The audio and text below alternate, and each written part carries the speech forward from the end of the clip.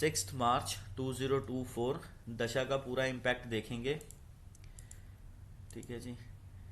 दशा हमारे पास मॉर्निंग के टाइम पीरियड में, ठीक है जी, 9:28 तक तो नीचे गिरने के मूड में बैठी हुई है दशा। ठीक है ना। इसका इम्पैक्ट आएगा हमारे पास 9:10 से 23 के बीच में। 9:10 से 23 के बीच में इसका इम्पैक्ट आएगा नीचे गिरने वाला। ठीक है जी। उस नीचे गिरने वाले इम्पैक्ट से 28 तक का इम्पैक्ट रहेगा। 9:23 से 28 तक का इम्पैक्ट, 10 से 23, 23 से 28।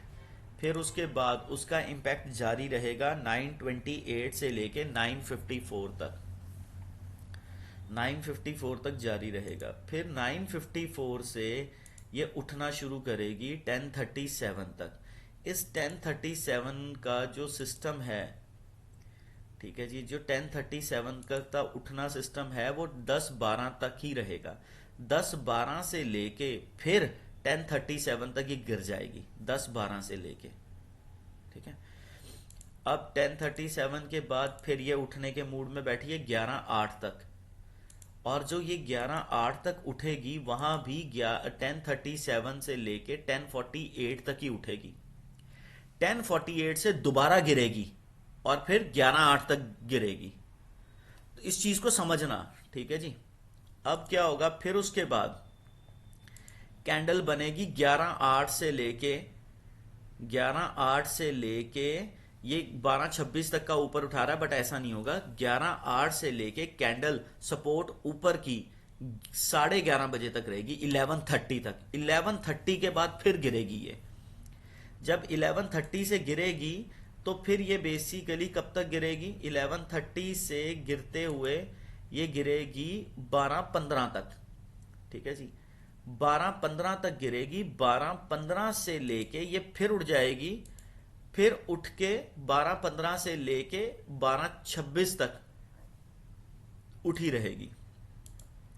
अब उसके बाद दोबारा देखिए 12:26 से लेके 1:36 का टाइम पीरियड है, इसमें भी उठेगी, पर एकदम उठते सार 12:35 तक ही उठेगी। फिर उसके बाद इसने गिरना है 12:35 से लेके 1:15 तक ये गिरेगी। 1:15 के बाद दोबारा उठेगी। ठीक है। दोबारा कैंडल ग्रीन वाले पार्ट पे उठेगी, वो 1:15 से लेके फिर 1:36 तक ऊपर तक जाएगी, 1:36 तक। ठीक है। फिर 1:36 के बाद जो टेंडेंसी आ रही है वो थोड़ी सी कॉम्प्लिकेटेड है, नीचे फेंकने वाली। जो 1:36 के बाद टेंडेंसी आ रही है ना प्लैनेट की, 1:36 से लेके 2:42, बट इसको थोड़ा सा लेके चलेंगे इस तरीके से कि 1:36 से लेके ना 2:03 तक ही ये गिर सकती है। 1:36 से लेके 2:03 तक, क्योंकि 2:03 के बाद फिर इसमें रिवर्सल आ रहा है। जो 2-3 से रिवर्सल आएगा वो कम से कम भी ऊपर की तरफ रखेगा इसको 2:31 तक। 2:31 के बाद फिर गिर जाएगी। 2:31 के बाद फिर गिर जाएगी। फिर कैंडल रेड की तरफ 2:31 से 2:42 के बीच में आएगी। ठीक है। अब उसके बाद फिर 2:42 से लेके 3:09 के बीच में ये गिरने के मूड में बैठी है, पर गिरेगी कितनी, गिरेगी 2:49 तक। 42 से 2:49 तक ही गिरेगी, फिर उसके बाद उठ जाएगी। और जब ये उठेगी, और उठने का टाइम पीरियड है 3:01 तक। 3:01 के बाद फिर ये गिरी रहेगी, और ये 3:09 तक नीचे का साइन देगी। अब उसके बाद 3:09 से लेके फिर देखो इसके अंदर क्या चीज है, 3:09 से लेके ये गिरना शुरू होगी 3:26 तक। 3:09 से लेके 3:26 तक गिरेगी। 3:26 के बाद इसमें हल्का सा कैंडल ऊपर की तरफ बनेगा। ठीक है जी। फिर ऊपर 3:32 तक का सिस्टम बनाएगी ये। तो बड़ा ही कॉम्प्लिकेटेड दशा के साथ इंपैक्ट आ रहा है, बिकॉज प्राण दशा अपना साथ अब छोड़ चुकी है।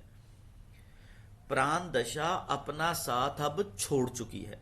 दशा का इम्पैक्ट इस तरीके से रहेगा। इसके अंदर ट्रांजिट है, ट्रांजिट करके वो वीडियो अलग से अपलोड होगी। ये दशा का इम्पैक्ट आप नोट कर लीजिए। सन पूर्व भाद्रपद में, मरकरी, सैटर्न मूव होने वाला है। अब जब सैटर्न मूव होगा, सैटर्न में बड़े ही जबरदस्त तरीके के चेंजेस आएंगे और कल 7 तारीख 8 तारीख आपको चंद्रमा मंगल योग बहुत तंग करेगा।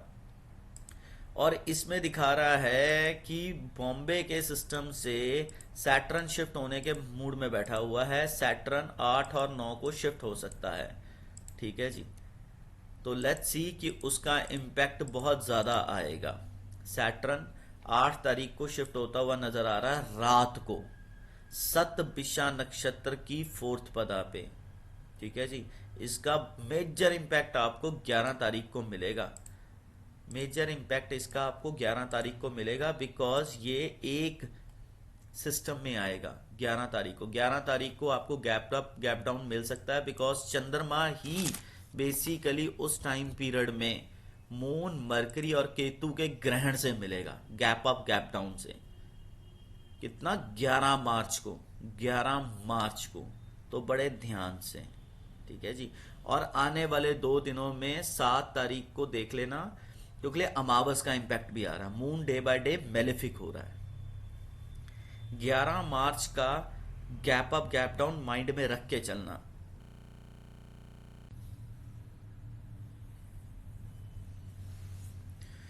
छह मार्च 2024। 6 मार्च को बेसिकली ट्रांजिट का क्या इम्पैक्ट है? ट्रांजिट कह रहा है कि 9 से 919, 920 से 930 और 931 से 943, यहाँ पे बेसिकली 3 ब्लॉक्स बनेंगे। ठीक है, इन ब्लॉक्स के बाद 943 से 53 के बीच में चेंज आना शुरू होगा। 54 से 10-5 तक बहुत ज़्यादा रहेगा, 10-5 से 10-17 तक नॉर्मल रहेगा। फिर 10-18 से 10-29 के बीच में बहुत ज़्यादा रहेगा। ठीक है जी।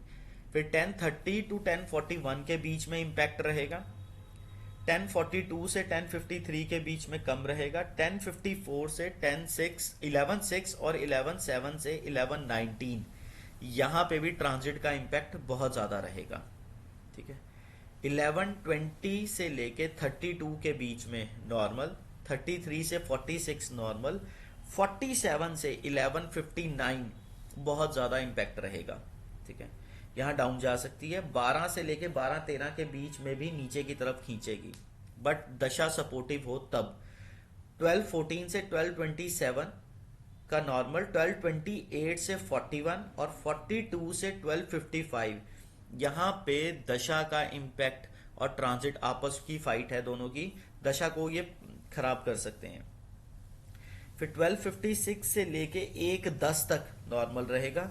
1:11 से 124 इम्पैक्ट बहुत ज़्यादा रहेगा। 125 से 139 इम्पैक्ट कम रहेगा। 140 से लेके 154 यहाँ पे ऊपर जा सकती है। 55 से 2:09 यहाँ नीचे जाएगी। 2:10 से लेके 2:24 यहाँ पे डाउन जा सकती है। 2:25 से लेके 2:39 यहाँ पे ऊपर जाएगी।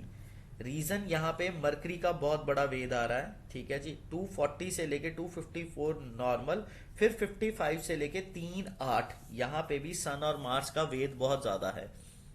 ये इम्पैक्ट 2:10 से लेके 3:08 बजे तक का है। 2:10 से 3:08 बजे, 3:09 से लेके 3:24। ठीक है जी, एक डायरेक्शन में मूव करेगी। ठीक है, यहाँ पे शनि का वेद आ रहा है। और 3:25 से लेके 3:30 यहाँ पे कंप्लीट होगा ट्रांजिट। दशा पहली वीडियो में बताई है, आप दोनों को इसको ज्वाइन करना पड़ेगा, उसके बाद ट्रेड करने का फायदा है। ठीक है जी, दशा प्राण दशा वैसे तो सपोर्टिव नहीं है। ठीक है जी, उसके बाद जो इंटरनल दहन है, दहन के बाद सब दहन है, उसके बारे में बताया गया, उससे कोरिलेट करके ही ट्रेड कीजिएगा।